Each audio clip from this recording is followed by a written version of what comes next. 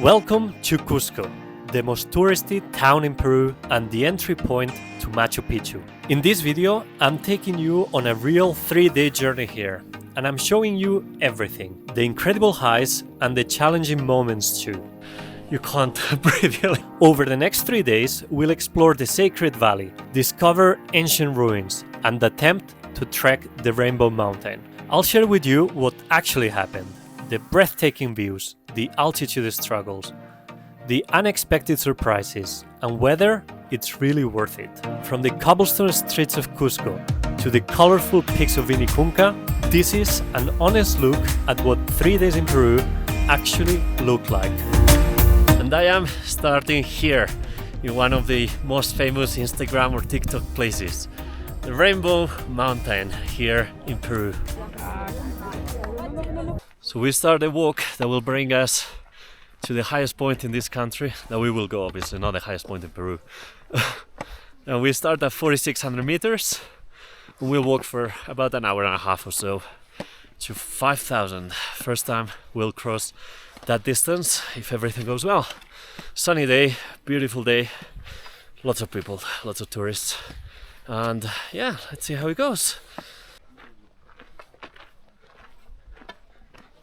So I've been walking for about 10 minutes now, and okay, it's relatively flat, I'm not gonna lie, but I can feel a bit of shortness of breath, but it's not too bad. It could be a lot worse. So far I'm feeling okay, no headache, no breathing issues or anything, so quite happy about that.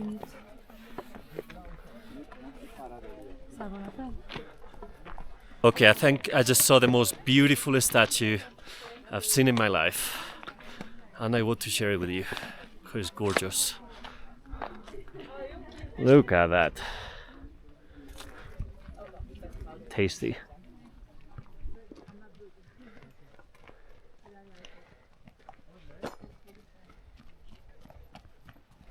What some people do as well, they take the horses to get to the base of the mountain, and then you can see them running back with the horses just to see if they can get in more customers. That's fuck, I don't know how they do.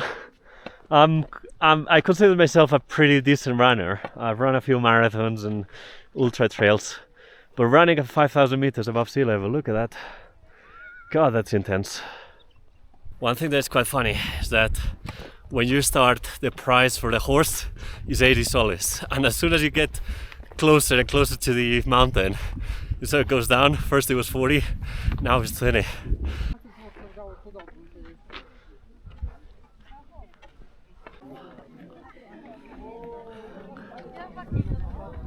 That's scary.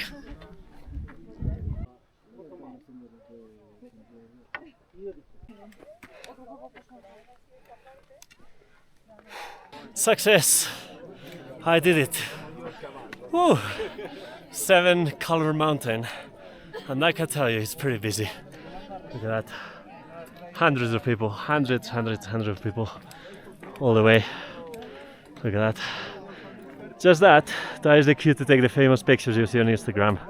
And I feel the need of saying this in almost every video, but behind me you can see there's the alpacas that you can take pictures with. Don't do it, just don't do it. Alpacas should be roaming, and they shouldn't be dressed up like that just for tourists. I'm sorry, just don't do it.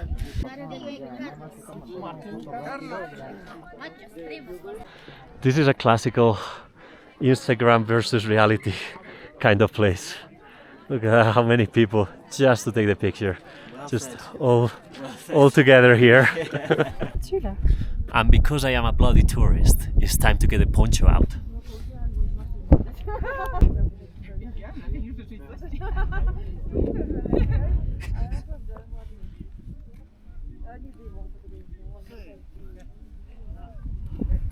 Sorry. I am a local now. I think you have to be a bit of an idiot as well. Not everything can be serious. So the Rainbow Mountain is undeniably beautiful. There's no way around that. But if you want the typical picture that you've seen, it's just horrible. Just people everywhere, just up here and down there. And for me, the mountain is beautiful, don't take me wrong, but the views around, look at that, more colors. The valley is just gorgeous. And on the other side, there's a glacier, there's more mountains, there's more colors, there's more beautiful things. So there's more to it than just the mountain and the typical picture you can get on Instagram.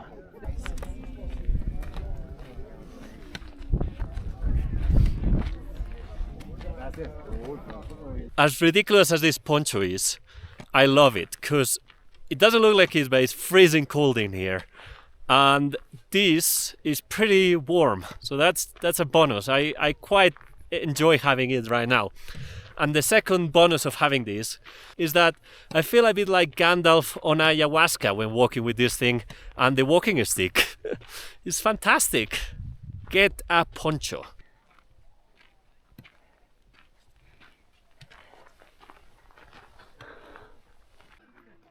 Jonathan, how much time do you have? There is a second lookup point here of a red valley, and you have to pay a bit more to entry, but it's quite good. And I think this is the moment I have completed my transformation to a real Peruvian. Coca tea.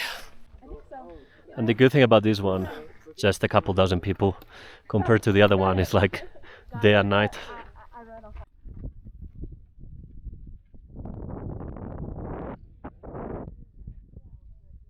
I was expecting Rainbow Mountain to not be worth it and just come here for the Instagram pictures and whatnot, but actually is surprisingly good. You get the Instagram pictures, fair enough, there's a lot of people, fair enough, but besides that you get the landscape, which is fantastic, is great, and you get the other side, the red sort of red valley kind of thing that we just saw. And almost nobody mentioned that, surprisingly. No, you can't find that on Instagram, at least on my feed.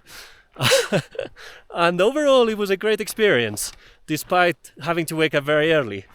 So, positive experience today. Tomorrow we are exploring another part near Cusco. So don't leave the video just yet, because there's a lot more to come.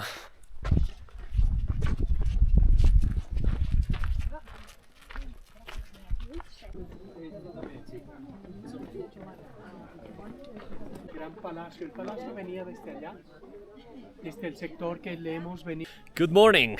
Another day, still wearing the same ugly poncho. And today I'm visiting the Sacred Valley near Cusco.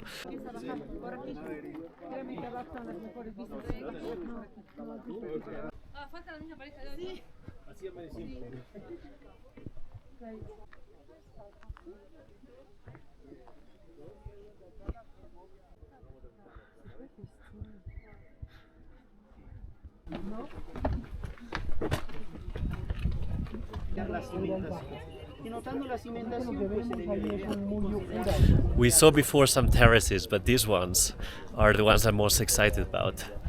Welcome to Morai. So what is very interesting about this place, besides the fact that it's magnificent, is that it is widely believed that the Incas use these terraces as a lab, as a food growing lab. And that is because between the top and the bottom there's up to 150 meters. So the hot weather accumulates at the bottom and the colder parts at the top. And that means that apparently there's up to 15 degrees Celsius in difference between the bottom and the top. And that would allow the old Incas to use these to grow food, to grow veggies at different altitudes, different microclimates, and experiment with it. So very, very cool. Very interesting and extremely cool to see it. We're middle of nowhere and you see this gem. Beautiful. Not as beautiful as my poncho though.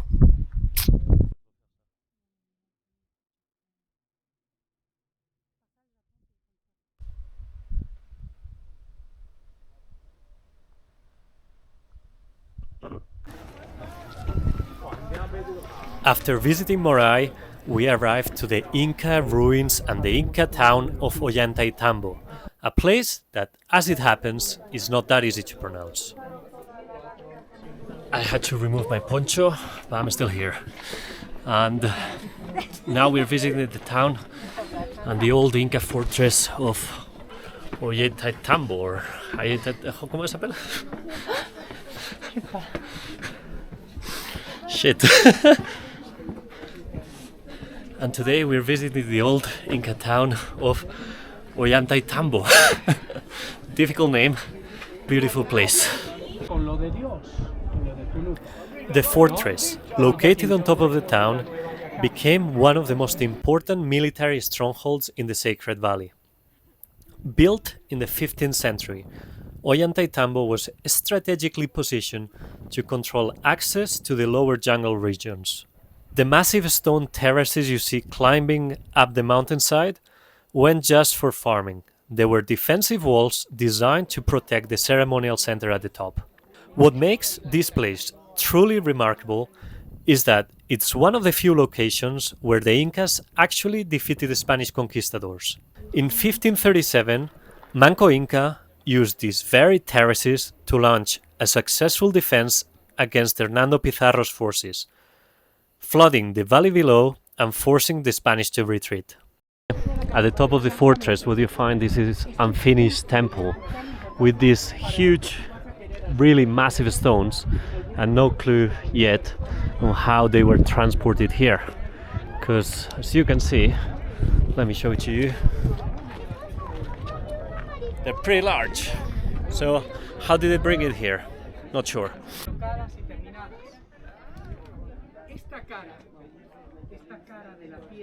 Very cool place, the Sacred Valley. Of course there's more places to see than the three I've shown you in this video, but you can see a lot more all scattered around here. The problem is, if you want to do this all in one day, you have to rush it quite a bit, and that's not so pleasant. And there's a lot of tourists as well, you've seen it already. And tomorrow, finally, I'm gonna show you the mighty capital of this region, Cusco.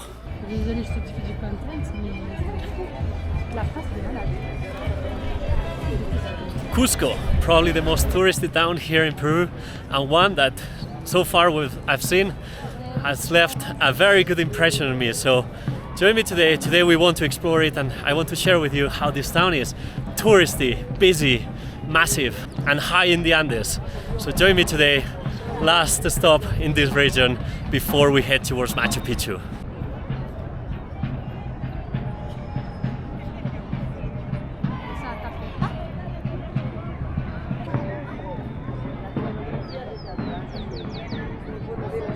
So the Great Plaza here is just fantastic. Lots of old colonial buildings, cobblestone, and a golden statue in the middle for some reason. You might think that they're very forward-looking and very LGBT plus community friendly, but actually this flag represents the greater Cusco area and the fight against the Spanish conquistadors.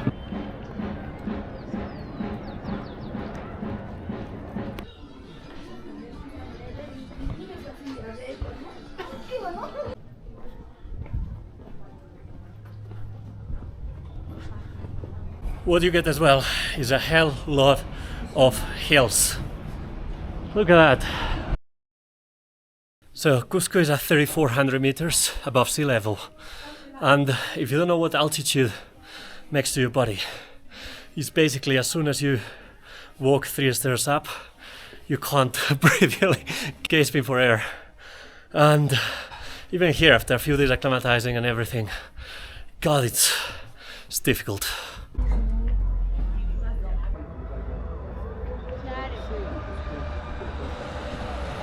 It is tough to come here, but the views are well worth it.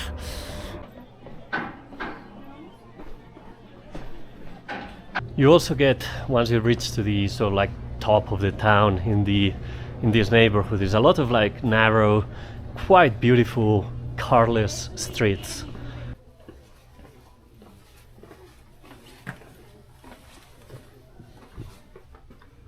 And if you've seen the movie Netflix Without Saying Goodbye, or Hasta que nos volvamos a encontrar in Spanish, this is the hotel where the movie happens, and this is where it was recorded.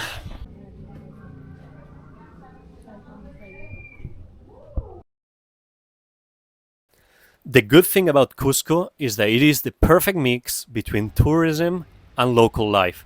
If you leave the central square, you can soon find lots of little streets, little plazas, little cafes that are not just for tourists, where people actually living there can go and enjoy the normal life.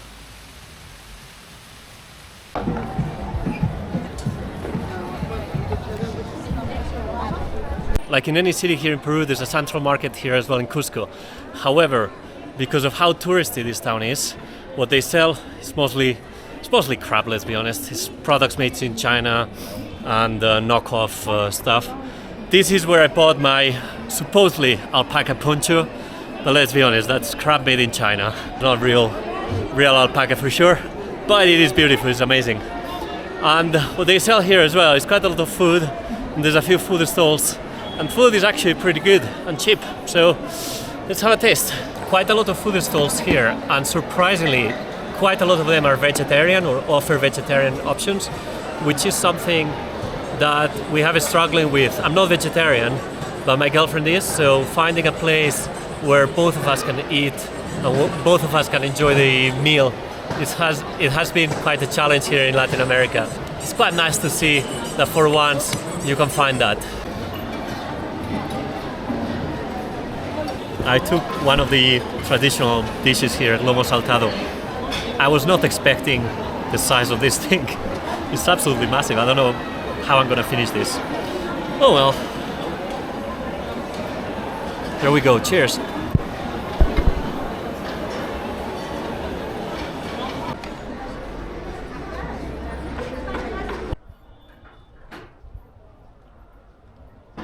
That lunch was quite filling and pretty cheap, about €5 or something like that. So you can get good value even in Cusco.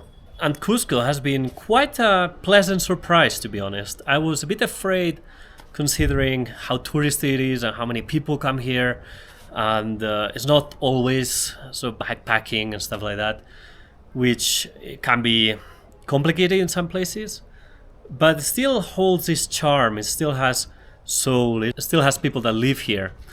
And it is beautiful. There's no way around it. It is gorgeous.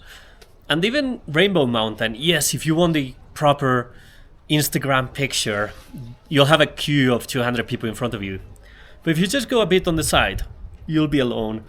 Not many people will bother you. You'll be able to take a good picture without the crowds. So yeah, not the usual video, not the usual off the beaten path place that we usually visit, but I quite enjoy Cusco. And I hope you did as well. If you did, leave a like and subscribe. And in the next video, we will be taking Salcantay, an epic trek to Machu Picchu. So thanks for watching and see you there.